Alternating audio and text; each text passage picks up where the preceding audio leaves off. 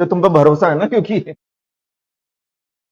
नहीं है, तुम भरोसे के लायक नहीं हो ना।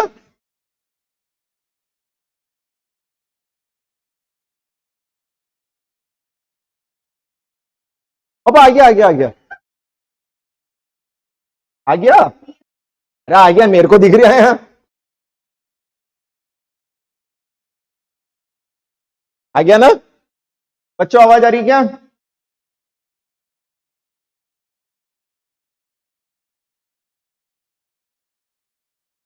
ऑनलाइन वाले बच्चों को आवाज आ रही है क्या?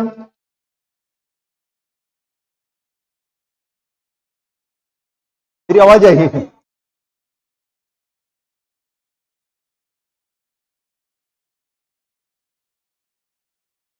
तो बच्चों, उम्मीद है अपनी पढ़ाई अच्छी चल रही होगी, और उम्मीद है आपने सिलेबस खत्म कर लिया होगा। जब तक सिलेबस आपने खत्म नहीं किया है, रिवीजन का कोई मतलब नहीं है। कि रिवीजन में नई चीज तो सुननी ही नहीं है अपने को। तो अपन ने याद किया, अभी तक पढ़ा है, तो रिकॉल करना है, इसलिए याद होना जरूरी है। क्या तुम्हें याद है? बाय गॉड की कसम। तो हम एज यूजुअल स्टार्ट करेंगे पार्ट बी से। सबसे ज्यादा वेटेज रखता है 40 मार्क्स का। सबसे पहले अपन पार्ट बी खत्म करते हैं, फिर आगे बढ़ेंगे, है ना। तो हम स्टार्ट कर रहे हैं चैप्टर, कौन सा वाला बेटा? डायरेक्टर वाला। बहुत अच्छा लगा मुझे तुम्हारी आवाज सुन के, बोलते रहना। तो दो तरीके हैं, एक तो ये कि मैं प्रवचन देके चला जाऊं, एंड दूसरा ये कि मैं एक बार समझा दूं तो दूसरी बार तुम भी बोल लो फटाफट से, या मेरे साथ बोलते जाओ। मेरे साथ बोलते जाओगे, याद होगा और जल्दी। चुपचाप बैठे बैठे सुनते रहोगे तो कोई मतलब नहीं, ऐसा लगेगा वीडियो लेक्चर देख रहे हो। वीडियो लेक्चर देखना अच्छा लगता है क्या? चलें स्टार्ट करते हैं। बेटा सबसे पहले डेफिनेशन है डायरेक्टर की। कौन सा सेक्शन है? ऑनलाइन वाले बच्चों से रिक्वेस्ट करूंगा, बोलते रहें, चुप नहीं बैठे, बिल्कुल चुप नहीं, बोलते रहें। जितना ज्यादा बोलते रहोगे याद होता रहेगा, एंड और उसका आंसर तुम्हारा ही कॉन्फिडेंस डेवलप होगा। चल, तो हमने देखा था दो चीजें होती है, होते हैं डायरेक्टर, एक होते हैं board of director. Individual capacity में एक पर्सन को हम, और जब सब मिलकर काम करते हैं बोर्ड ऑफ डायरेक्टर कहलाते हैं, है ना। जैसे पब्लिक कंपनी है, उसमें 3 डायरेक्टर हैं, ए, बी और सी। तो इंडिविजुअल कैपेसिटी में ए क्या है, बी, सी क्या है, और जब तीनों, तो वो क्या कहलाते हैं? बोर्ड ऑफ डायरेक्टर, है ना। तो डायरेक्टर का मतलब यही बोला है कि एक डायरेक्टर जिसका अपॉइंटमेंट हुआ हो बोर्ड ऑफ कंपनी। मतलब इस डेफिनेशन, जब तक आपका अपॉइंटमेंट बोर्ड ऑफ डायरेक्टर्स के अंदर नहीं हुआ है, जब तक आप बोर्ड के मेंबर नहीं हो, जब तक आपका बोर्ड में अपॉइंटमेंट हुआ है, आप क्या नहीं कहलाओगे? डायरेक्टर। अब डायरेक्टर की डेफिनेशन हो गई। बोर्ड की डेफिनेशन में लिखा है कलेक्टिव बॉडी ऑफ डायरेक्टर। जब सब डायरेक्टर मिलकर काम करते हो तो उसे हम क्या बोलते हैं? Board of director. अब ये मैंने उस समय भी बोला था, इंपॉर्टेंट बनता है, अभी भी बोलूंगा। जैसे टाटा मोटर्स लिमिटेड है, उसने शर्मा जी को जो मार्केटिंग हेड थे उनका डेजिग्नेशन दे दिया, काय का? डायरेक्टर। लेकिन उनका अपॉइंटमेंट बोर्ड में नहीं किया, क्या वो डायरेक्टर माने जाएंगे? तो इस तरह का क्वेश्चन आता है, तो हमें कहां से स्टार्ट करना है? डायरेक्टर की डेफिनेशन। सबसे हम डेफिनेशन लिख देंगे डायरेक्टर की। देख बे, डायरेक्टर का मतलब यही होता है कि person who is appointed as a director in the board of the company, and उसके लिए 234 लगना जरूरी है। अब यहां आपने केवल उसका डेजिग्नेशन काय का दिया है, पोस्ट का नाम काय का दिया है, जबकि उसे बोर्ड में अपॉइंट, अगर आपने उसे बोर्ड में अपॉइंट नहीं किया तो वो डायरेक्टर नहीं है। का डोसा का क्लैरिफिकेशन था। डोसा कौन अपना, जो अब क्या बन चुका है? डोसा बन चुका है। डायरेक्टर कितने तरह के थे बेटा? कौन कौन से? हाँ, एग्जीक्यूटिव को हम क्या बोलते हैं? और इंटरनल। नॉन एग्जीक्यूटिव को क्या बोलते हैं? ऑनलाइन बच्चे को सब बोल रहे हैं, आप खुद देखो, अगर आप बोलोगे तो याद हो जाएगा, तो बैठे बैठे सुनते रहने से कोई मतलब नहीं। इवन बोलोगे तो चीजें रिकॉल होती जाएगी आपकी, है ना, समझा तो मेरा हूं, कोई दिक्कत नहीं। तो एग्जीक्यूटिव डायरेक्टर कौन होता है? जो कंपनी के, very good, non executive director जो फिर whole time director full time devote करता है, जबकि केवल बोर्ड मीटिंग अटेंड करता है, पूरा टाइम कंपनी को नहीं देता है। फिर एमडी और इस कैटेगरी के अंदर आते हैं, जबकि कौन से डायरेक्टर है जो वो किस कैटेगरी में आते हैं? फिर फुल टाइम डायरेक्टर, क्योंकि कंपनी के टाइम काम करता है इसलिए वो day to day business affair से कनेक्टेड रहता है। जबकि नॉन एग्जीक्यूटिव डायरेक्टर तो केवल कहां आता है? वो केवल उन्हीं से कनेक्ट होता है जो कहां होते हैं? जो बोर्ड मीटिंग में होते हैं, अदरवाइज मैटर से वो कनेक्टेड नहीं होता। ठीक है। फिर जो एग्जीक्यूटिव डायरेक्टर है उसे कंपनी के बिजनेस अफेयर्स का क्या है? एक्चुअल इन डेप्थ नॉलेज है। क्यों है इसका मतलब? पर्पस समझ में आ रहा ना? क्यों? जबकि इसको केवल उन मैटर्स का नॉलेज है जो कहां हुए थे, उसके अलावा किसी मैटर का नॉलेज नहीं है। फिर क्या, हम इसे रेम्यूनरेशन पे करते हैं और इसको भी देते हैं। रेम्यूनरेशन तो दोनों को दिया जाता है। रेम्यूनरेशन का मतलब क्या था? समथिंग इन रिटर्न, जो हम सर्विसेज रेंडर कर रहे हैं के बदले में हमें जो भी मॉनेटरी बेनिफिट मिल रहा है वो क्या है? रेम्यूनरेशन। तो उसमें क्या क्या आ गया था? Monthly payment, salary, allowances, and जो क्या होते हैं नॉन एग्जीक्यूटिव डायरेक्टर, उन्हें क्या मिलती है? नॉर्मली मीटिंग फीस मिलती है।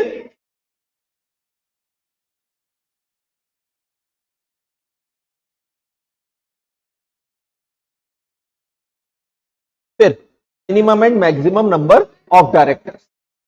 तो प्राइवेट कंपनी दो पार्ट में हो गई, कौन कौन सी? ओपीसी में मिनिमम मैक्सिमम 15 से ज्यादा तो शेयर होल्डर की अप्रूवल लगती है। फिर नॉन ओपीसी में मिनिमम 15 से स्पेशल रिजोल्यूशन लगता है। फिर जो पब्लिक कंपनी है वो लिस्टेड और अनलिस्टेड दो तरह की है। जो अनलिस्टेड पब्लिक कंपनी है एंड एसी पब्लिक कंपनी, जो टॉप 2000 की कैटेगरी में, उन्हें मिनिमम कितने डायरेक्टर रखना है? मैक्सिमम 15 रखना है ना। लेकिन जो टॉप 2000 लिस्टेड कंपनी है उनमें मिनिमम डायरेक्टर कितने होंगे? 6, मैक्सिमम कितने होंगे? 50। तो एक तो कॉमन हो गया कि सब में मैक्सिमम डायरेक्टर 15 ही होते हैं। 15 से ज्यादा के लिए किसकी अप्रूवल लगती है? Share holder. अब ओपीसी है तो मिनिमम 1, नॉन ओपीसी तो मिनिमम 2, अनलिस्टेड पब्लिक कंपनी है तो मिनिमम 3, लिस्टेड है बट 2000 की कैटेगरी में तो भी मिनिमम 3, लिस्टेड है 2000 की कैटेगरी में मिनिमम 6। सीधा समझ में? ऑनलाइन वाले बच्चे बोल रहे हैं क्या? क्या आवाज नहीं आ रही तुम लोगों की? बोलते जाओ। फिर क्या बोला है कि ये जो 6 का प्रोविजन आया था उसकी डेट थी, है ना, कि पहले 1 अप्रैल 2019 से ये बोला था कि जो टॉप 1000 लिस्टेड कंपनी है उन्हीं में मिनिमम 6 डायरेक्टर रहेंगे। फिर 1 अप्रैल 2020 से क्या बोल दिया? जो टॉप में मिनिमम, अपने को बस ये वाली डेट याद रखना है अभी। हाँ, तरनदीप ने बोला बोल रहे हैं, बहुत अच्छा कर रहा बेटा, बोलते जा, है ना। फिर हमने बोला था कि टॉप कंपनी मार्केट कैपिटलाइजेशन के बेसिस पर डिटरमाइन होती है। मार्केट कैपिटलाइजेशन की दो चीजें देखते हैं, एक नंबर ऑफ शेयर्स, दूसरा मार्केट प्राइस पर शेयर। तो जैसे अगर कंपनी के नंबर ऑफ शेयर कितने हैं और एक की प्राइस कितनी चल रही है, तो market capitalization 2000 lakh. Market capitalization मतलब मार्केट वैल्यू, मार्केट कैपिटलाइजेशन मतलब मार्केट के अंदर कंपनी की कीमत कितनी है। जैसे एलन मस्क का एग्जांपल ले लीजिए, अपन फर्स्ट क्लास ने किसको खरीद लिया? ट्विटर को खरीद लिया कि फेसबुक को खरीदा? ट्विटर को खरीदा। अब एक शेयर की मान लो प्राइस चल रही थी 300 रुपए, तो उसने बोला मैं 350 में खरीदता हूं, लालच दिया शेयर होल्डर को, बेच दिए, खरीद लिया उसने। तो ये 300 रुपए क्या थी उसकी? मार्केट प्राइस पर शेयर। तो देखा जाए तो 300 रुपए और 1 लाख शेयर थे तो 300 लाख की कंपनी थी। अब अगर आपके पास कोई आर्टिकल है 500 रुपए का, कोई आता है मेरे को 500 में बेच दे, तो आप सोचोगे 2 बार? क्यों बेचूं मैं, नहीं बेचना मुझे, बट वही बोल रहा है 550 में दे दे, ले ले कि नहीं। ऐसे वो एलन मस्क ने खरीद लिया, खत्म करी, खेल खत्म कर दिया। तो ये मार्केट कैपिटलाइजेशन देखने के लिए दो चीज देखेंगे अपन, एक तो क्या देखेंगे मार्केट प्राइस पर शेयर, दूसरा क्या देखेंगे अभी सबसे ज्यादा रिचेस्ट कौन चल रहा है, अडानी।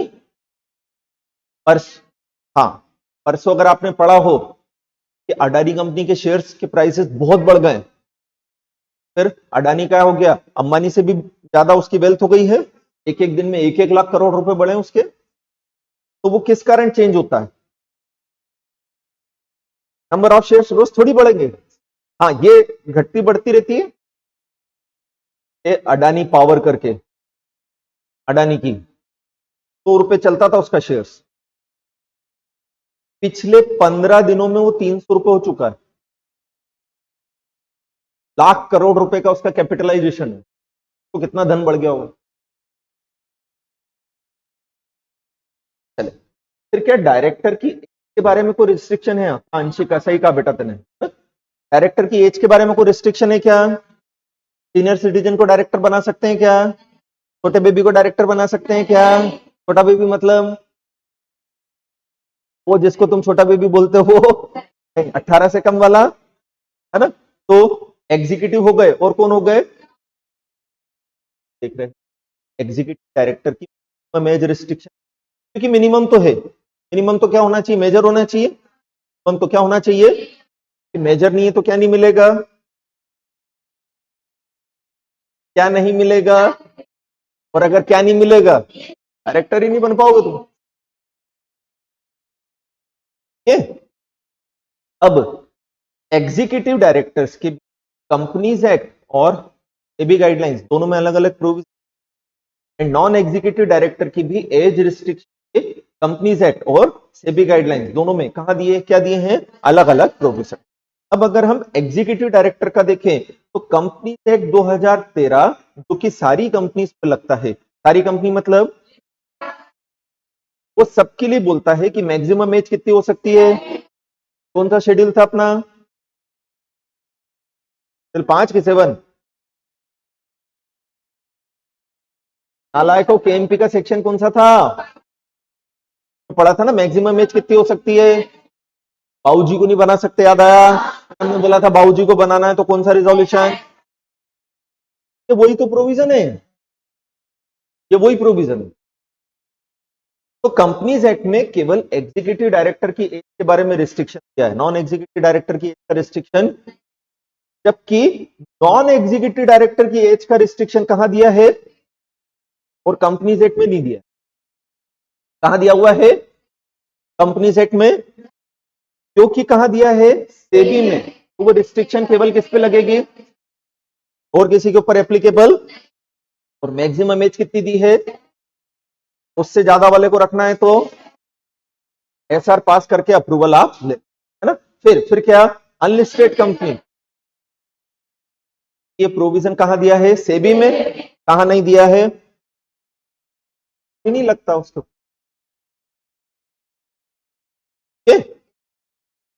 फिर क्या बोला, तो कंपनी कितने तरह की हो गई बेटा, कौन सी, फिर प्राइवेट कंपनी के ऊपर, और अच्छा पब्लिक कंपनी कितने तरह की हो गई, लिस्टेड और अनलिस्टेड। तो लिस्टेड कंपनी को कौन कौन से प्रोविजन कंप्लाई करने हैं, और रूल्स और सेबी सभी कंप्लाई करने हैं, जबकि कौन सी कंपनी जो एंड उसे कंपनीज है, और सेक्रेटरी स्टैंडर्ड किस किस के बारे में आ गए हैं, कंपलसरी 2 की हुए हैं अभी, ठीक है। चलो नेक्स्ट क्या है, रणदीप का बोला तो सर गवर्नमेंट वाले रूल लग जाएंगे अगर सिर्फ ऑर्डिनरी पास हो तो, नहीं, वो हर केस में नहीं लगता है ना, वो केवल शेड्यूल 5 के केस में देखा था, अगर वो सिचुएशन होती हो तरनदीप तो ही लगता बेटा, अदरवाइज नहीं लगता। अब क्या हेडिंग दिया है? चेयरपर्सन मतलब चेयरमैन। हमने बोला था चेयरमैन को आजकल क्या बोलने लग गए? चेयरपर्सन। महिला डायरेक्टर भी आ चुकी है। अब चेयरपर्सन मतलब बताया था क्लास के मॉनिटर की तरह होता है, सारा काम उसी को देखना है। कहां पर? मीटिंग में। मीटिंग को मैनेज कौन करता है? चेयरपर्सन। मीटिंग की प्रोसीडिंग्स को कंडक्ट कौन करता है? मीटिंग के अंदर हेड कौन होता है? चेयरपर्सन। अब ये है कि हम चेयरपर्सन एग्जीक्यूटिव डायरेक्टर को बनाएं कि नॉन एग्जीक्यूटिव डायरेक्टर को। हम हेडिंग डिस्कस कर रहे हैं कि हम चेयरपर्सन किसको बनाएं? एग्जीक्यूटिव डायरेक्टर को बनाएं या किसको बनाएं?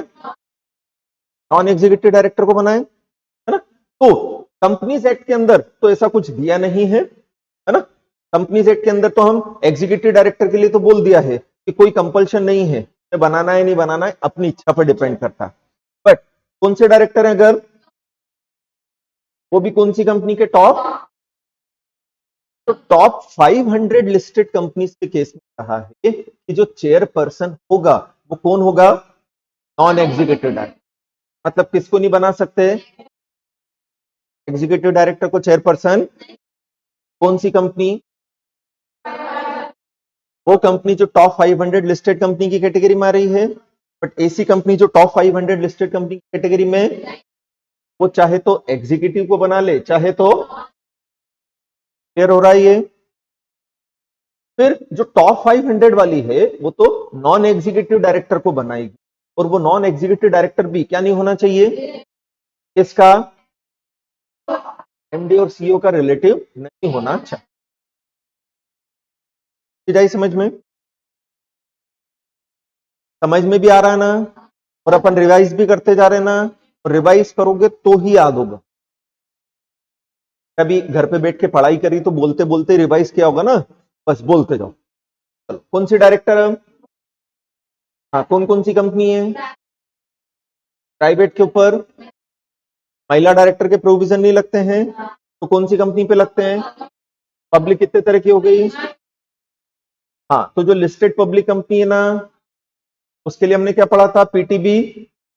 हाँ, उसमें तो उसे क्या अपॉइंट करना जरूरी है? Women director. अगर लिस्ट कंपनी सेक्रेटरी है कि एक वुमेन डायरेक्टर अपॉइंट करे कि नहीं है? कौन सी कंपनी के लिए क्या है? वुमेन डायरेक्टर अपॉइंट करना क्या है? चालू तो हुआ नहीं हो भाई, चला के चला गया। हाँ, तू बना दिया तुमको फिर। जो अनलिस्टेड कंपनी है, अनलिस्टेड पब्लिक कंपनी है, उसके लिए हमारे पास दो कंडीशन है। और हमने बोला था जो बड़ी बड़ी कंपनियां वही महिलाओं का खर्चा उठा सकती है। कंपनी को कितना बड़ा होना चाहिए कि उसकी पेड अप कैपिटल या उसका टर्नओवर, तो वो अपॉइंट कर पाएगी, अपॉइंट करना जरूरी है, अदरवाइज जरूरी। फिर क्या बोला है? 1 अप्रैल 2020 से जो आईडी है या जो वुमेन डायरेक्टर है लिस्टेड कंपनी का, 1 अप्रैल 2020 से ये बोला है कि जो वुमेन डायरेक्टर है वो किसी इंडिपेंडेंट डायरेक्टर को ही बनाओ। पहले क्या था कि भाई रिलायंस कंपनी था तो नीता अंबानी को क्या बना दिया गया था? Women director. अभी को क्या बना दिया था? Women director. अब भाभी तो क्या है? रिलेटिव हो गई। रिलेटिव होने के कारण क्या वो इंडिपेंडेंट डायरेक्टर है? तो अब बोल दिया कि जो टॉप 1000 लिस्टेड कंपनी कौन है बेटा? जो, हाँ, अब बोल दिया कि जो टॉप 1000 उनके लिए कंपलसरी है। उनके लिए क्या है? क्या कंपलसरी है? कि भाई जो वुमेन डायरेक्टर रहेगी वो कौन होगी? मतलब वो 149(6) की कंडीशन को पूरा करेगी, 6 और 7 की। तो क्या वो अपन भाभी को आईडी बना, वुमेन डायरेक्टर बना सकते हैं अगर हम कौन सी कंपनी में आ रहे हैं? टॉप 1000 में। अगर हम टॉप 1000 में तो बना सकते, कोई दिक्कत वाली बात नहीं। 1000 में चले। फिर क्या दिया? मॉडल नया वाला है क्या? काम करो, 5 नई डेट आई क्या? नई डेट आई क्या? डेट कौन सी लिखी है?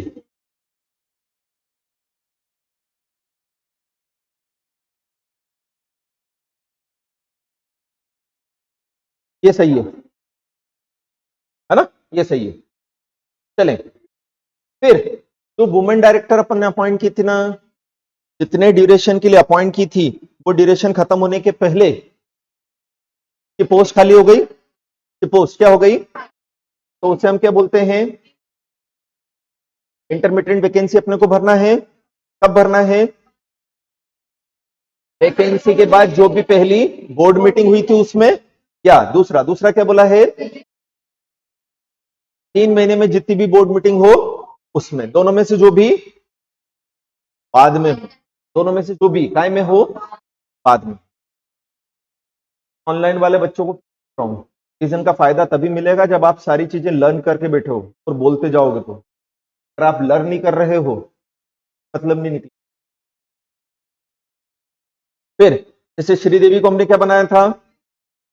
कौन सी कंपनी में? उसकी क्या हो गई? 12 जुलाई को डेथ हो गई, है ना? तो उस वैकेंसी को अब हमें फिल करना है। तो 12 जुलाई के बाद जो भी फर्स्ट बोर्ड मीटिंग होती है उसमें कर लो, या 12 जुलाई से जो भी बोर्ड मीटिंग होती हो उसमें कर। 12 जुलाई से 3 महीने की डेट आई और 10 अगस्त को पहली मीटिंग हुई। इन दोनों में से बाद में कौन सी है? 11 अक्टूबर तक जो भी मीटिंग हो उसमें आप भर सकते। तो 10 अगस्त वाली में नहीं भरी तो चले। हाँ, बट मान लो उसने क्या किया? रिजाइन। कब किया? तो 9 जून के बाद पहली मीटिंग कब हुई? एंड 9 जून से 3 महीने कब खत्म हो रहे हैं?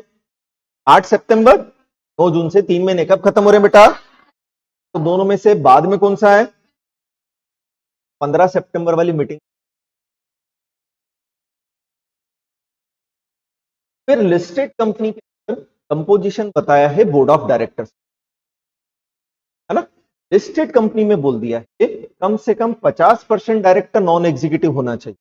लिस्टेड कंपनी में बोल दिया है, क्या बोल दिया है? कम से कम, हाँ, मतलब मैक्सिमम 50% नॉन एग्जीक्यूटिव हो सकते हैं, मिनिमम 50% नॉन एग्जीक्यूटिव होंगे, मैक्सिमम 50% एग्जीक्यूटिव होंगे। मैक्सिमम 50% क्या होंगे? मिनिमम 50% क्या होंगे? क्योंकि नॉन एग्जीक्यूटिव में एटलीस्ट लिखा तो ज्यादा हो सकते हैं कि नहीं हो सकते। फिर जो चेयरपर्सन है और आईडी है का क्या कनेक्शन होता है? क्या कि कंपनी के अंदर इंडिपेंडेंट डायरेक्टर कितने होंगे? आपने चेयरपर्सन किसको बना रखा है? एग्जीक्यूटिव डायरेक्टर को बनाया है, नॉन एग्जीक्यूटिव डायरेक्टर को बनाया है, उसको ध्यान में रखते हुए। तो क्या बोला कि अगर चेयरपर्सन किसी नॉन एग्जीक्यूटिव डायरेक्टर को बनाया है, नॉन एग्जीक्यूटिव डायरेक्टर को बनाया मतलब एमडी होल टाइम डायरेक्टर के अलावा किसी को बनाया है, अगर चेयरपर्सन किसको बनाया है? किसी नॉन एग्जीक्यूटिव डायरेक्टर को बनाया है। नॉन एग्जीक्यूटिव डायरेक्टर मतलब एमडी होल टाइम डायरेक्टर के अलावा किसी को बनाया है, तो कम से कम 1/3 डायरेक्टर जो है वो कैसे होना चाहिए? इंडिपेंडेंट डायरेक्टर, ठीक है। बट अगर चेयरपर्सन नॉन एग्जीक्यूटिव डायरेक्टर को नहीं बनाया है, मतलब किसको बना दिया है? एग्जीक्यूटिव को, तो 1/2 ऑफ द डायरेक्टर कैसे होना चाहिए? इंडिपेंडेंट। अब मान लो हमने तो नॉन एग्जीक्यूटिव डायरेक्टर को ही बनाया, बट वो नॉन एग्जीक्यूटिव डायरेक्टर क्या है? रिलेटिव है, प्रमोटर है, प्रमोटर का रिलेटिव है, तो भी 50% डायरेक्टर कैसा होना चाहिए? समझ में आया सब? नेक्स्ट हेडिंग दिया है रेसिडेंट ऑफ डायरेक्टर, है ना? कौन सा सेक्शन है बोलेंगे? फिर ये सारी कंपनीज के ऊपर एप्लीकेबल हो रहा है। सारी कंपनी के लिए जरूरी कम से कम एक डायरेक्टर कैसा होना चाहिए? रेसिडेंट इन इंडिया होना चाहिए, रेसिडेंट डायरेक्टर होना चाहिए। कम से कम कितना हो? एक। ज्यादा तो आप सबको भी रख सकते हो, कोई दिक्कत वाली बात नहीं है। अब बोले रेसिडेंट डायरेक्टर होता क्या है?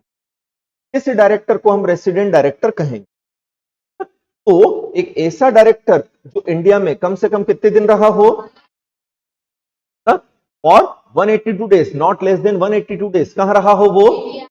तब कम से कम 182 डेज वो कहां था? इंडिया में था। ठीक है। एंड कब था? During the financial, during the financial year मतलब करंट फाइनेंशियल ईयर की बात कर रहे हैं। ड्यूरिंग द फाइनेंशियल ईयर मतलब किसकी बात कर रहे हैं? सपोज करंट फाइनेंशियल ईयर है 2020, एग्जांपल से देख सकते हैं इसको, इस तरह का प्रैक्टिकल बुला सकता है एग्जाम में। तो हमने बोला करंट फाइनेंशियल ईयर कौन सा है हमारा? 21-22 है ना, जो कब स्टार्ट हुआ 1 अप्रैल, कब खत्म होगा, कितने दिन है? तो इन 365 दिन में से जो भी व्यक्ति 100 कम से कम 182 दिन का रहा है वो क्या कहलाएगा? Resident direct. पूरे फाइनेंशियल ईयर में कितने दिन है? तो उसका प्रोपोर्शनेटली कितना निकाला? लगभग हाफ किया है। अब अगर न्यूली इनकॉर्पोरेटेड कंपनी है तो उसके फाइनेंशियल ईयर में, फर्स्ट फाइनेंशियल ईयर में 365 डेज हो, ये जरूरी नहीं है। क्या मतलब? अगर कंपनी का कॉर्पोरेशन ही 1 नवंबर 22 को हुआ है ना, तो जो फाइनेंशियल ईयर है वो कब से स्टार्ट होगा? 1 नवंबर 22 से। कब खत्म होगा? 31 मार्च 23 को। सीधा ही समझ में अपने को। तो ऐसी फाइनेंशियल ईयर्स के अंदर डेज कितने निकलेंगे? अगर हम 1 नवंबर से 31 मार्च तक हैं तो कितने दिन निकले? पहले हमारा फाइनेंशियल ईयर 1 अप्रैल से 31 मार्च पूरा था, तो फाइनेंशियल ईयर में डेज कितने थे? तो हमें रहना कितना था? लेकिन अभी हमारा फाइनेंशियल ईयर, क्योंकि हमारी कंपनी नई नई बनी है, तो स्टार्ट कब हो रहा है, खत्म कब हो रहा है? तो 1 नवंबर से 31 मार्च तक कितने दिन होते हैं? अब 151 डेज में से वो 182 डेज रह सकता है क्या? कि 151 है ही नहीं, 182 डेज तो रहेगा कहां? तो हम उसे क्या करेंगे? प्रोपोर्शनेटली रिड्यूस कर देंगे। तो हमने बोला क्या कि इफ फाइनेंशियल ईयर में डेज कितने हैं तो उसका स्टे का ड्यूरेशन कितना था, और अब अगर कितने हैं, स्टे का ड्यूरेशन कितना हो गया? जस्ट इसका हाफ कर दिया और कुछ नहीं। बट हायर साइड पे जाना, हाफ करने में चाहे आधे से कम आए चाहे आधे से ज्यादा, हायर साइड पे जाना। जैसे 251 का हाफ करेंगे तो एग्जैक्ट 76 नहीं आएगा, क्या आएगा? 75.5 ये आएगा ना। तो अपन ने कितना करा? 76। हाँ, बट नेक्स्ट ईयर से अब फाइनेंशियल ईयर इसका भी 1 अप्रैल से 31 मार्च हो जाएगा, तो नेक्स्ट ईयर पूरा 182 दिन की रिक्वायरमेंट आ जाएगी, है ना। फिर हमने बोला कि अगर कंपनी का इनकॉर्पोरेशन कब हुआ था? हाँ, तो 1 मार्च 23 से फाइनेंशियल ईयर स्टार्ट हुआ, खत्म कब हो रहा है? तो फाइनेंशियल ईयर में दिन ही कितने हैं? अब वो 30 दिन में से 182 दिन रहेगा क्या? तो हम रिड्यूस कर देंगे कि 365 डेज थे तो दिन कितने थे, और अब तो दिन कितने आ जाएंगे? कम से कम 15 दिन वो कहां रहा हो। प्रैक्टिकल क्वेश्चन आ सकता है, और नेक्स्ट ईयर से वापस 365 हो जाएगा। क्लियर हुआ ये? ऑनलाइन वाले बच्चे बोलते जा रहे हैं, क्योंकि वाले तो मेरे को दिख रहे हैं बोलते हुए। आना तो कर दो नालायक को, चैट बॉक्स में किसी गए, क्या कर रहे हो? नेक्स्ट हेडिंग क्या दिया बेटा? Appointment of IT.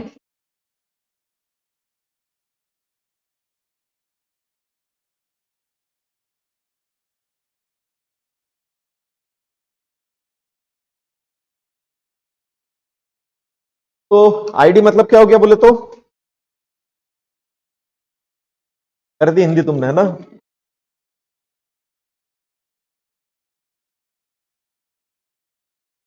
पहला हमने ये देखा है, तो काली घर पे अबिया सब बोल रहे हैं कि हम रिवाइज कर रहे हैं, बहुत अच्छे बच्चे हैं, है ना।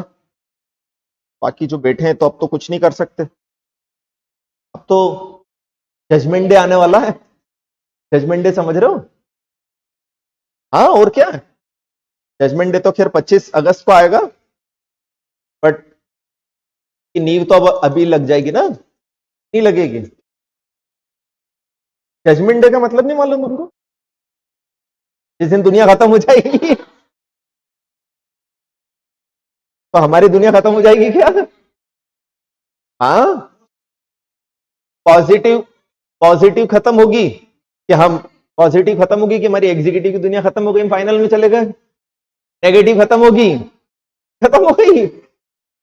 नेगेटिव वालों की तो मेरे को परिभाषा देने की जरूरत नहीं, तुम अपने हिसाब से डिसाइड कर सकते हो। पॉजिटिव में बता रहा हूं कि हमारी फर्स्ट ग्रुप की दुनिया खत्म, सेकंड ग्रुप की चालू, और क्या। चले, कौन कौन सी कंपनी के अंदर आईडी का अपॉइंटमेंट जरूरी है पहले अपन ये देखते हैं, है ना। तो कंपनी कौन कौन सी हो गई। हाँ, प्राइवेट पे तो प्रोविजन किसके, आईडी के। काय पे लगते हैं, पब्लिक कंपनी कितने तरह की हुई, कौन कौन सी, लिस्टेड और अनलिस्टेड। हर लिस्टेड कंपनी में आईडी का अपॉइंटमेंट जरूरी है। कितना, 1/3 के कैलकुलेशन में अगर क्या आता है, फ्रैक्शन, तो राउंड ऑफ करके नेक्स्ट हाई नंबर में कन्वर्ट कर लेते हैं, नहीं करते हैं। फिर दूसरा, कौन सी कंपनी, अगर हमने क्या याद किया था, तो कम से कम कितने आईडी रखना जरूरी है।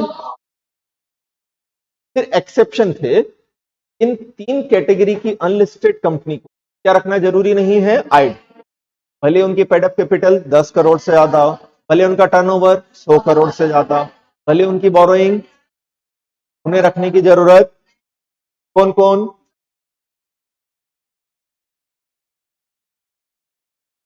ये एग्जाम्पशन केवल किसको अवेलेबल है, मतलब किसको नहीं है, लिस्टेड अगर जॉइंट वेंचर भी है करना पड़ेगा, लिस्टेड अगर क्या है तो भी करना पड़ेगा, लिस्टेड अगर, हाँ, बट अगर अनलिस्टेड क्या है,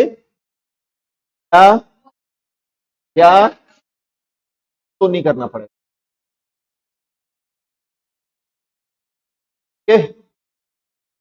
सर प्रेसिडेंट 14 क्या था, थे क्या था, आप कंपनी सेट के अंदर फाइनेंशियल तो खत्म करना है, आप इग्नोर करें। अगर आप 1 अप्रैल से 31 दिसंबर ले रहे हैं तो लगभग 9 महीने आ रहे हैं, तब 270 दिन, दिन को प्रोपोर्शनेटली कर लो 182 हिसाब से, मेरे ख्याल से आपका आ जाएगा 130। 270 का आधा कितना होता है, 135, 36। 1 अप्रैल से 31 दिसंबर कितने महीने हुए, 9। हर महीने में 30 दिन मारे तो अप्रोक्सीमेट कितना हो गया, 270। 270 का आधा कितना, 135 से आधा दिन रहना ना, तो क्या आपको आंसर पूरी कब,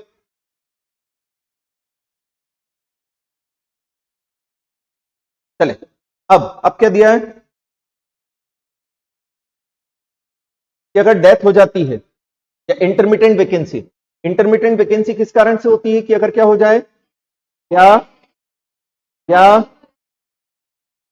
रिजाइन कर दे, तो ऐसी सिचुएशन में क्या, इंटरमिटेंट वैकेंसी, बिल्कुल वैसे ही प्रोविजन जैसे किसके केस में थे, डायरेक्टर के, है ना। क्या बोला है, वैकेंसी होने के बाद जो भी पहली बोर्ड मीटिंग आई उसमें भर दो, या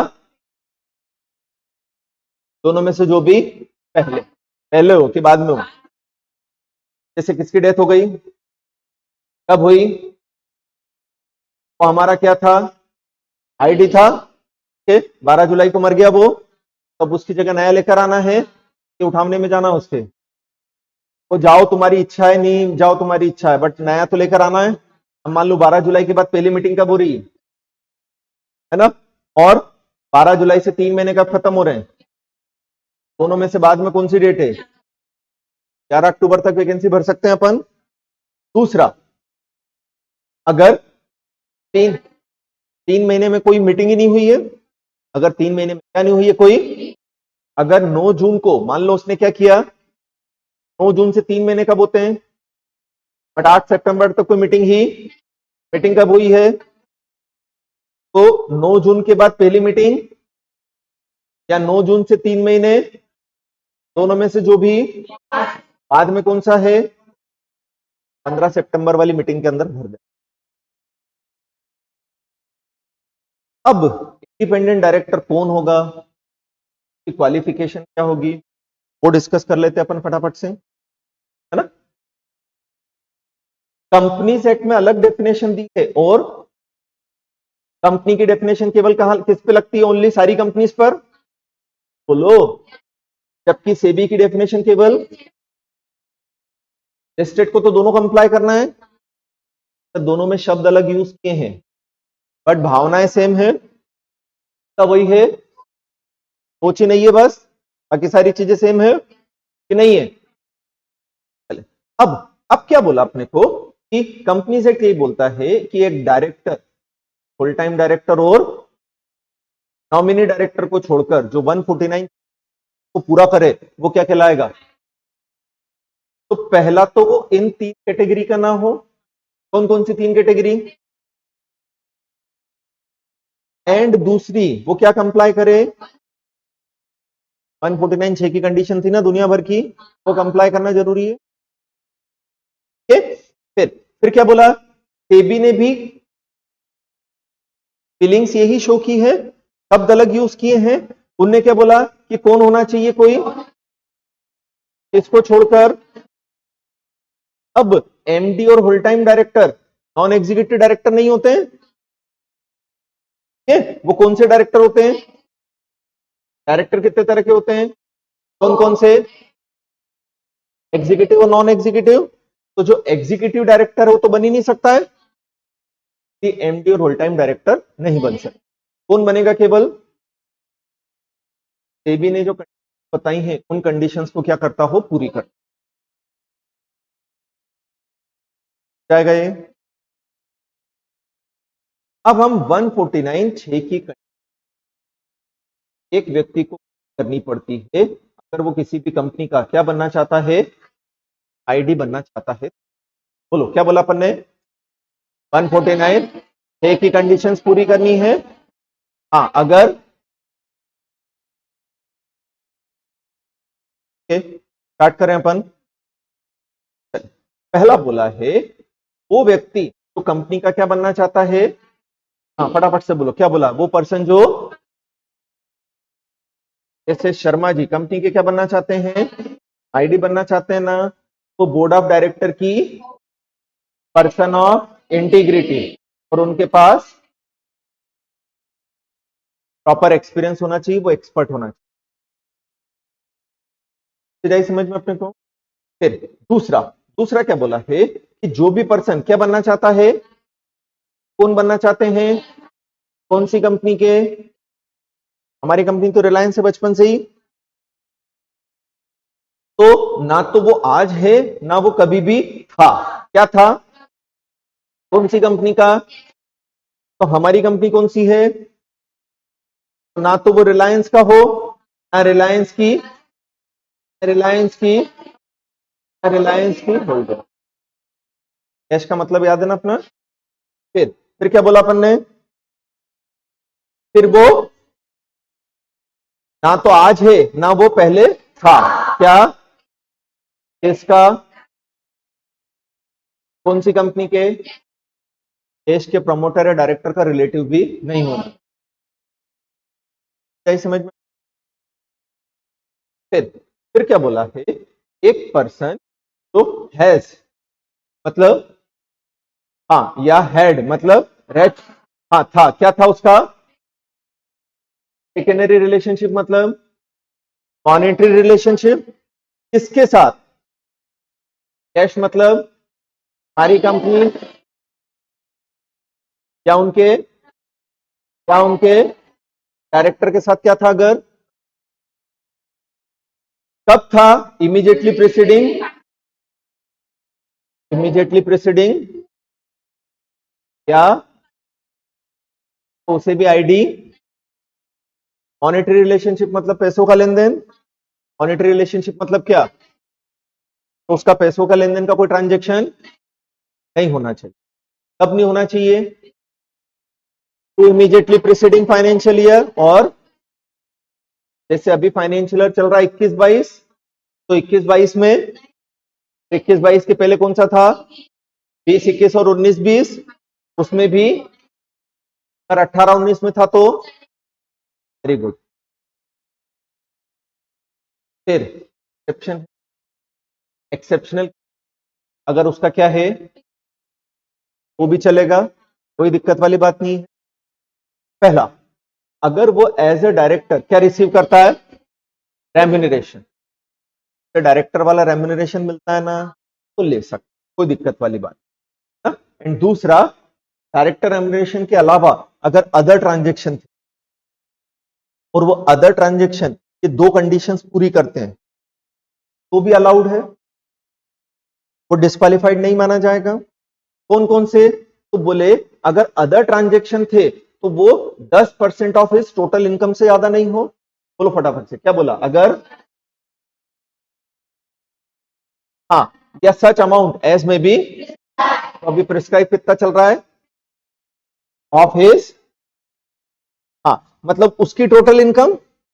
जैसे शर्मा जी को हमें क्या बनाना है, आईडी, उनकी साल भर की इनकम है 40 लाख, उसका कितना निकाला अपन ने, 10%, कितना आया। अगर रिलायंस से या उनकी एसोसिएट से, सब्सिडरी से, होल्डिंग से उन्होंने कितने के ट्रांजेक्शन कर लिए, 4 लाख से ज्यादा के ट्रांजेक्शन कर लिए ना, तो फिर वो आईडी नहीं बन, 4 लाख तक एग्जम्प्ट है, 4 लाख एग्जम्प्ट है क्या, हाँ, क्या लिखा है, से ज्यादा नहीं होना चाहिए। फिर आरटीपी याद है क्या, related party transaction, related party transaction के केस में भी अलाउड है, पर ट्रांजेक्शन कैसा होना चाहिए, और जल्दी से बताओ, आर्म्स लेंथ बेसिस क्या होती है, अनरिलेटेड पर्सन के साथ जिस ट्रांजेक्शन पे किया है ना। और दूसरा, दूसरा क्या, हमारा रेगुलर धंधा ही काय का था, पकड़ दो,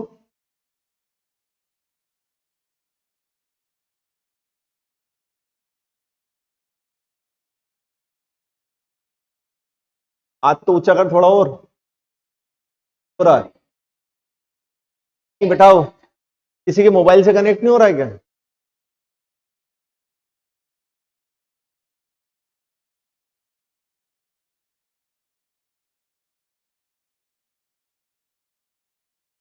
पक्का नंबर है, पक्का नंबर किसी के पास,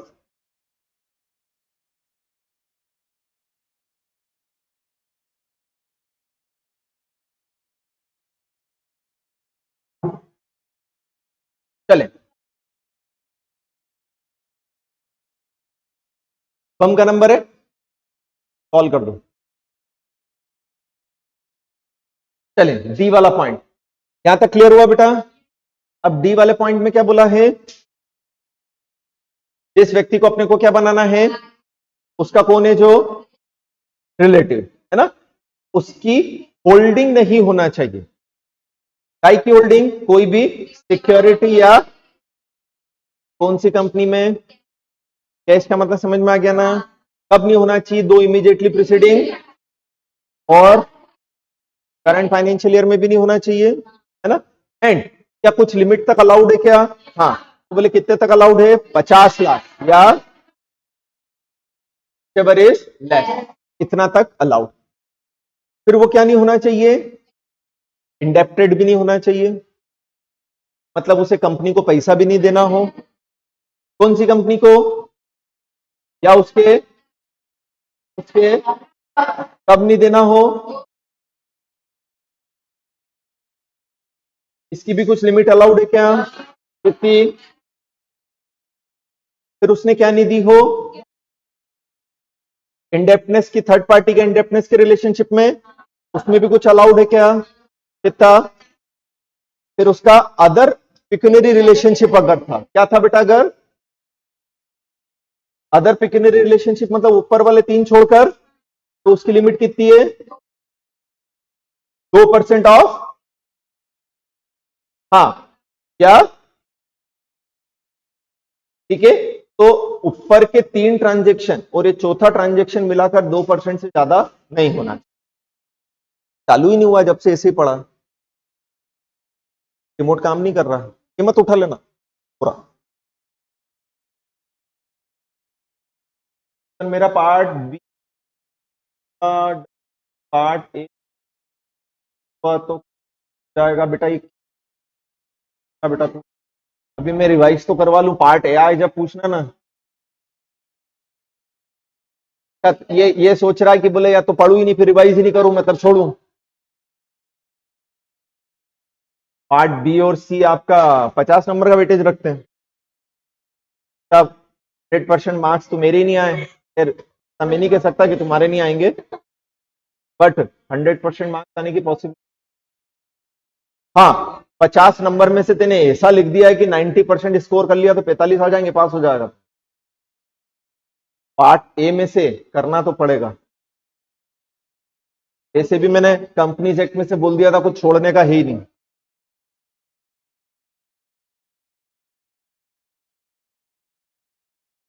बाहर निकाल इसको, कितनी बदतमीजी जैसी बातें करी है इसने।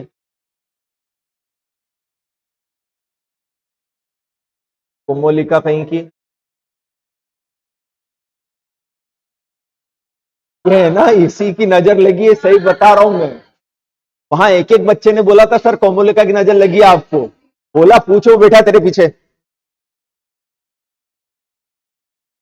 और क्या, एक एक बच्चे ने बोला सर कोमोलिका की नजर लगी है आपको, मना करा था उसने। मैंने ठीक है,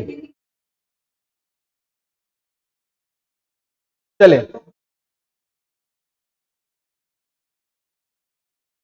नेक्स्ट, अब अगर जिस पर्सन को हम आईडी बना रहे ना, उसकी कंपनी में होल्डिंग है, इसके साथ मिलकर उसके रिलेटिव के साथ मिलकर कितनी है, तो उसको भी नहीं बनाएंगे। ठीक है, उस पर्सन को भी अपॉइंट नहीं किया जाए। मानी चाहिए तेरे को। हाँ बोले सर मैं बचपन से बेशरम हूं और मैंने कभी घमंड भी नहीं किया, है ना।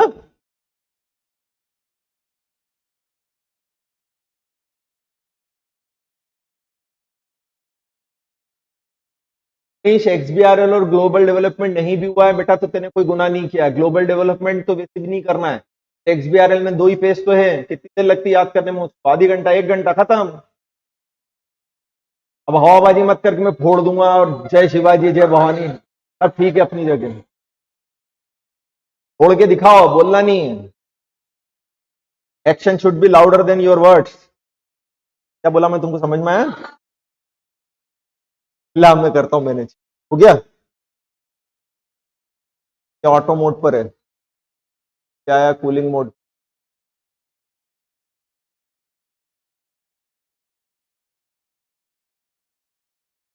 थोड़ा ठंडा तो हो जाने दे, के बात कर देंगे, आने तो दे पहले उसको मैदान में।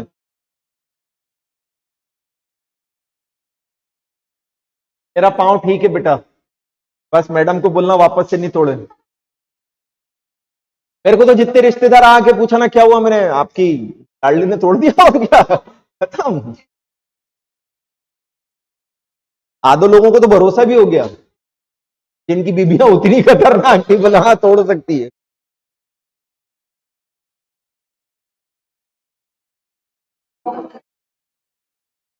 को ऐसा लग रहा हो कि मैं ऐसे क्यों पी रहा हूं, इधर की साइड थोड़ी कॉफी चिपकी भी रह गई है।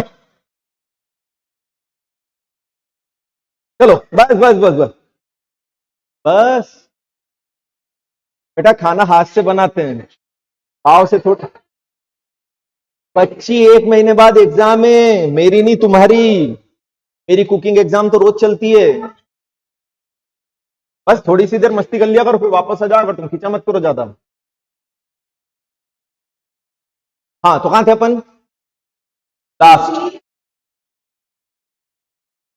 पहले अगर कोई नॉन प्रॉफिट ऑर्गेनाइजेशन है ना, उसका जो सीईओ और उसको भी हम अपना क्या नहीं बनाएंगे, आईडी। बट कब नहीं बनाएंगे, बोले अगर उस नॉन प्रॉफिट ऑर्गेनाइजेशन को भी क्या है का 25% या ज्यादा हमारी कंपनी से आ रही है, या वो जो नॉन प्रॉफिट ऑर्गेनाइजेशन है ना, उसके पास हमारी कंपनी के क्या है, कितने 2% या ज्यादा के क्या है वोटिंग पावर। समझ में आया अपने को? टास्क दिया है, उसके पास क्या होनी चाहिए, प्रिस्क्राइब क्वालिफिकेशन। क्या होना चाहिए बेटा उसके पास, प्रिस्क्राइब क्वालिफिकेशन होना चाहिए। ठीक है, फिर एक पर्सन को आईडी कितने साल के लिए बनाते हैं? अब तो जवाब दो, क्या पागलों जैसे क्या बैठे हो क्या? क्या दिमाग वमाग ठीक है कि नहीं है? कितने साल के लिए बनाते हैं? अब हमने बोला था कि अगर 5 साल के लिए अपॉइंट किया और नेक्स्ट ईयर ही हमारे ऊपर आईडी के प्रोविजन लगना बंद हो गए तो क्या हम उसे भगा सकते हैं? कितने साल तक नहीं? अगर लगातार 3 साल तक हमारे ऊपर एक भी कंडीशन, तो हम चाहें तो उसे भगा सकते हैं। जैसे कौन सी कंपनी है? सपोज अनलिस्टेड कंपनी है ना, 2025 में उसकी पीसी कितनी थी और टर्नओवर और बोरोइंग, क्या उसे आईडी अपॉइंट करना पड़ेगा? कितने कितने पूछा मैंने, कितने? तो कम से कम 2 अपॉइंट करना है। कितने साल के लिए करा? अब 2026 में पेड अप कैपिटल कितनी है, टर्नओवर, बोरोइंग, तो 25 में तो हमारे ऊपर प्रोविजन लग रहे थे, 26 में, जबकि हमने उसे अपॉइंट कितने साल के लिए किया? मतलब 2025 से 5 साल मतलब 30 तक के लिए अपॉइंट कर दिया, और 2026 में प्रोविजन नहीं लग रहे तो भगा दें क्या उसको? हाँ, लगातार अगर 3 साल तक 26 में भी 27 में भी और में भी प्रोविजन नहीं लग रहे तो कर सकते। तो अगर 27 में भी 9 करोड़, 80 करोड़ और 45 करोड़ है, 28 में 9 करोड़, 90 करोड़ और, तो लगातार 3 साल तक हम एक भी कंडीशन अगर पूरी, तो हम भगा सकते हैं, कोई दिक्कत वाली बात नहीं। जाए समझ में जाएगा ये?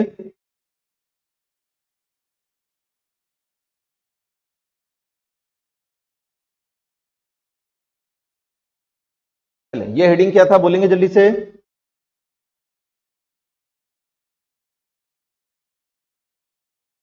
क्या हेडिंग था? ये हेडिंग से याद आ रहा है कि बोर्ड ऑफ डायरेक्टर कंपनी के क्या कहलाते हैं? आंख कान नाक गला मुंह कहलाते हैं। क्यों कहलाते हैं? हमने क्या बोला था? कंपनी कैसी पर्सन है, कंपनी के पास क्या नहीं है, कंपनी के बिहाफ पर जो अथॉरिटी होती है जो सारा काम करती है, कौन कौन? Board of directors and share holder. And company के पावर इन दो के पास डिवाइडेड होते हैं। बोर्ड ऑफ डायरेक्टर कंपनी के कौन है? ऑनर है, तो day to day business affairs के अंदर पार्टिसिपेट। अरे क्या बोल रहा हूं मैं, तुमको समझ में आ रहा है क्या? बोर्ड ऑफ डायरेक्टर ऑनर है कंपनी के, तो तुम बोल ही नहीं रहे हो कुछ।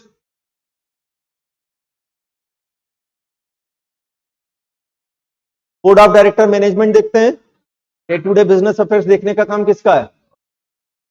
सारा काम वही करते हैं, कंपनी के थ्रू कंपनी बिजनेस करती है, सोचती है, काम करती है, पॉलिसी बनाती है, इसलिए वही कंपनी के क्या कहलाते हैं? आंख कान नाक गला मुंह। ठीक है, ये सब हो गया अपना। हम तो वहीं से लेते हुए चल रहा था। नेक्स्ट कौन सा सेक्शन है, क्या हेडिंग है? हाँ, स्मॉल शेयर होल्डर डायरेक्टर कौन होता है? एक डायरेक्टर जिसका अपॉइंटमेंट किसने किया हो, वो क्या कहलाता है? फिर स्मॉल शेयर होल्डर कौन होता है? एक जिसकी होल्डिंग कंपनी में नॉमिनल वैल्यू से ज्यादा नहीं है। नॉमिनल वैल्यू ध्यान रखना, 20,000 की नॉमिनल वैल्यू से ज्यादा, भले मार्केट प्राइस कितनी ही क्यों ना हो उसकी। जैसे शर्मा जी हैं, उन्होंने रिलायंस कंपनी के 500 शेयर खरीद रखे हैं, ठीक है, और एक शेयर खरीदा उन्होंने 1,000 रुपए में। मार्केट से एक शेयर कितने में खरीदा? कीमत कितनी हो गई? क्या वो स्मॉल शेयर होल्डर हैं? तो ये मार्केट प्राइस है 1,000, तो हमें तो क्या देखना है? Nominal value. एक शेयर की नॉमिनल वैल्यू कितनी है? 10 रुपए। नॉमिनल वैल्यू टोटल कितनी हो गई? 5,000। अगर कितनी हो गई तो क्या स्मॉल शेयर होल्डर कहलाएंगे। फिर क्या बोला है? स्मॉल शेयर होल्डर के प्रोविजन है वो केवल किस पे लगते हैं? इस पे नहीं लगते हैं। हाँ, बट वर्ड क्या दिया हुआ है? ए मतलब लिस्टेड कंपनी पर भी प्रोविजन कंपलसरी नहीं है, चाहे तो अपॉइंट करे चाहे तो, कोई जोर जबरदस्ती का सौदा नहीं है। फिर अपॉइंटमेंट करने के लिए दो प्रोसीजर है, एक तो अगर शेयर होल्डर से क्या आया है तो, और एक दूसरा कंपनी सुयो मोटो मतलब इन्हें बोला खुद से ही कर रहे हैं अपन, ठीक है। अब अगर नोटिस आता है तो कम से कम कितने शेयर होल्डर का आना चाहिए, 1000 या टोटल स्मॉल शेयर होल्डर का, व्हिचएवर इज। अगर इतने स्मॉल शेयर होल्डर ने एप्लीकेशन है तो फिर कंपनी अगर अपॉइंट कर रही है तो प्रोसीजर फॉलो करना पड़ेगी जो नीचे लिखी हुई है। समझ में आया? हाँ, लेकिन लेकिन अगर कंपनी क्या है तो वो आगे वाली प्रोसीजर फॉलो करे, ये जरूरी, ठीक है। फिर जो भी स्मॉल शेयर होल्डर आपको क्या दे रहे हैं, नोटिस दे रहे हैं, बोलते जाओ बच्चों, क्या बोला हमने, जो भी काय का नोटिस दे रहे हैं कि एसएसजी का अपॉइंटमेंट करना है, कितने देंगे कम से कम, या टोटल का कितना 1/10 वो मिलकर देंगे। तो जो भी स्मॉल शेयर होल्डर आपको क्या दे रहे हैं, हाँ तो क्या वो नोटिस के साथ हमें बताएंगे कि वो किस पर्सन को क्या बनाना चाहते हैं, स्मॉल शेयर होल्डर, कि हमें ये डिटेल प्रोवाइड करेंगे। पहला उसका क्या देना है, फिर एड्रेस, फिर उसके पास कितने शेयर्स हैं, है ना, और अगर उसके पास शेयर्स हैं तो फोलियो नंबर वगैरह बताना है, और अगर उसके पास शेयर्स नहीं है तो नहीं बताएंगे। एंड वो क्या देगा, अपनी consent to act as a director, और जो व्यक्ति उसका अपॉइंटमेंट प्रपोज कर रहे हैं उनकी डिटेल भी आ जाएगी, ताकि हम देख सकें कि वो 1000 या 100 की कैटेगरी में आ रहे हैं, है ना। फिर नोटिस के साथ वही हमने जो 4 चीजें बचपन से पढ़ी वो रहेगी। पहला क्या आना चाहिए, दिन या कौन सा सेक्शन, 153 वाला नंबर। दूसरा क्या बोला, वो कौन से सेक्शन में क्या नहीं होना चाहिए, फिर वो क्या देगा, कौन से फॉर्म में, एंड क्या, वो जो रिक्विजिशन आई है उसके ऊपर साइन किया, ठीक है। फिर अगर वो आईडी की कंडीशन पूरी करता हो, आईडी की कंडीशन मतलब 149 ए की कंडीशन पूरी करता हो, और क्या दे रहा हो, आईडी का डिक्लेरेशन कब आता है, रिवाइज नहीं किया अपन ने, कब आता है, अपॉइंटमेंट के बाद जो फर्स्ट बोर्ड मीटिंग वो अटेंड करे, दूसरा हर फाइनेंशियल ईयर की पहली बोर्ड मीटिंग, और तीसरा चेंज आने के बाद जो पहली बोर्ड मीटिंग में डिक्लेरेशन दे देगा। और अगर उसने क्या सबमिट किया है तो उसे आईडी कंसीडर कर लिया जाएगा, क्या अपॉइंट करेंगे उसे, फिर आईडी। फिर क्या बोला है, 152 भी कंप्लाई करना पड़ेगा आपको। एंड इन चीजों को छोड़कर पहला वो क्या नहीं होगा, एलआरआर क्या था, liable to retire by rotation नहीं होगा। दूसरा क्या दिया, का अपॉइंटमेंट मैक्सिमम, फिर उसका क्या नहीं होगा, मेरी अपॉइंटमेंट नहीं, फिर क्या बोला है, अगर वो एसएसडी नहीं रहा, अगर वो क्या नहीं रहा, मतलब 3 साल तक काम किया ना, फिर वो एसएसडी का अपॉइंटमेंट खत्म हो गया ना, तो अगले कितने साल तक वो कंपनी में किसी भी कैपेसिटी में अपॉइंट नहीं, अगले कितने साल तक कंपनी में किसी भी कैपेसिटी में अपॉइंट। फिर अपॉइंटमेंट के जो ग्राउंड्स रहेंगे, अपॉइंटमेंट्स के क्या थे जो, तो बाद में अगर खत्म हो जाते हैं तो वो पोस्ट क्या कर देगा वैकेंट, जैसे अगर वो 164 में, 167 में या 149 6 का क्राइटेरिया पूरा, फिर तो मैक्सिमम कितनी कंपनियों में एसएसडी बन सकता है, 2 का बन सकता है। और जो दूसरी कंपनी है, कौन सी कंपनी है, वो कौन सा बिजनेस ना करे और उसका कोई बिजनेस कॉन्फ्लिक्ट, जैसे टाटा मोटर्स लिमिटेड में Sharma ji small share holder हैं, अब मारुति उद्योग लिमिटेड भी उन्हें क्या बनाना चाहती है, दोनों का कॉमन बिजनेस हो गया ऑटोमोबाइल्स, बना सकती है क्या, बट अगर रिलायंस इंडस्ट्रीज बनाना चाहती है तो बना सकती है क्या, कि दोनों का ऑटोमोबाइल का बिजनेस कॉमन नहीं जाएगा ये। 152 में मैंने आपको 4 चीजें बोली थी, हमेशा याद रखना है। पहला, जिस भी पर्सन को क्या बना रहे हैं अपन, हाँ, उसके पास 10 हो, 153 का नंबर हो। दूसरा दूसरा क्या, वेरी गुड। तीसरा, DIR 2 में, एंड अपॉइंटमेंट के बाद कितने दिन में, 30 दिन में। कौन सा फॉर्म, DIR 12, किसको फाइल करेंगे, ROC को। उसके साथ कौन सा फॉर्म लगा देंगे, क्लियर हुआ। डाउट हो अभी तक का कुछ भी तो पूछ लो, अदरवाइज अपन कल कंटिन्यू करते हैं। स्टार्ट करेंगे 10 मिनट का ब्रेक लेके। तो रिजिगल, हमारे टाइम GCL नाम होता था, मेरे मुंह पे अभी भी वही चढ़ा, general and commercial law. Online वाले बच्चों को कोई डाउट आज जो पढ़ा उसमें,